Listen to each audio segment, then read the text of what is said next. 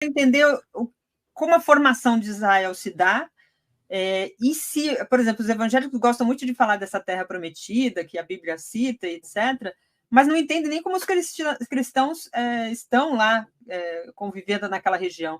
Tem muito judeu atacando, judeu ortodoxo, daqueles mais extremistas, direitosos, né, vamos chamar assim, que atacam os cristãos, inclusive, não é só os palestinos, não, tem cristão lá também sendo atacado. As pessoas criam uma confusão danada nisso, e isso é falta de ler, além de ler a Bíblia, tem que ler livro de história também, né? Respeitando a religião de cada um, precisa ler a história, né?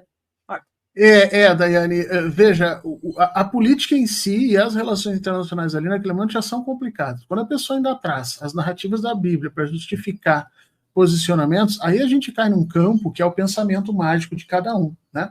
E que literalmente não ajuda a resolver nenhum conflito, só joga mais álcool naquilo tudo, né?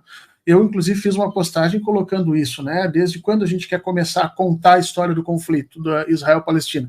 Algumas pessoas querem contar a partir dos acordos de Oslo, em 93. Olha, foram feitos um acordo entre o Arafat, o Yitzhak Rabin, o Bill Clinton era o norte-americano que estava mediando, esses acordos foram destruídos pela direita. Bom, a gente pode também contar baseado na Guerra dos 6 Dias, do Yom Kippur, 67, 73, no ataque israelense para a tomada de terras nas colinas de Golã, especificamente contra o Egito, ou depois no contra-ataque do mundo árabe, né, sobre a estrutura de Israel. A gente pode voltar um pouquinho e falar sobre o conflito de Suez, do canal de Suez, como a França, a Inglaterra e Israel atacaram o Egito para tomar aquela região, e como Estados Unidos e União Soviética se uniram ali para fazer ameaças nucleares, caso o conflito não parasse, ameaças nucleares à Inglaterra e à França, né?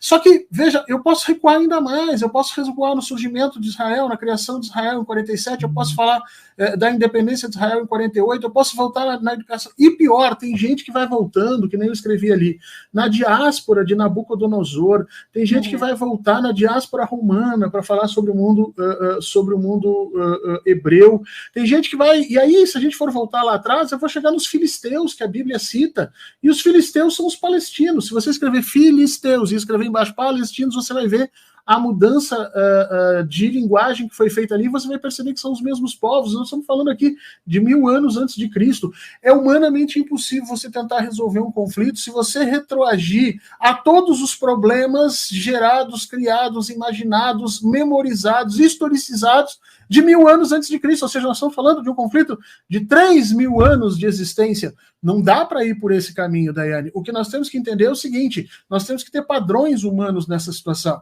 E o padrão humano atualmente, né, de que nós não vamos fazer um retorno a essa barbárie de violência que nós estamos vendo acontecer. Então, estão errados, efetivamente, ali, todos os que se colocam nessa situação, incluindo, e de alguma maneira com grande medida de primazia, o próprio Estado de Israel, que submete efetivamente aquela estrutura palestina a um processo de destruição aos pouquinhos, né?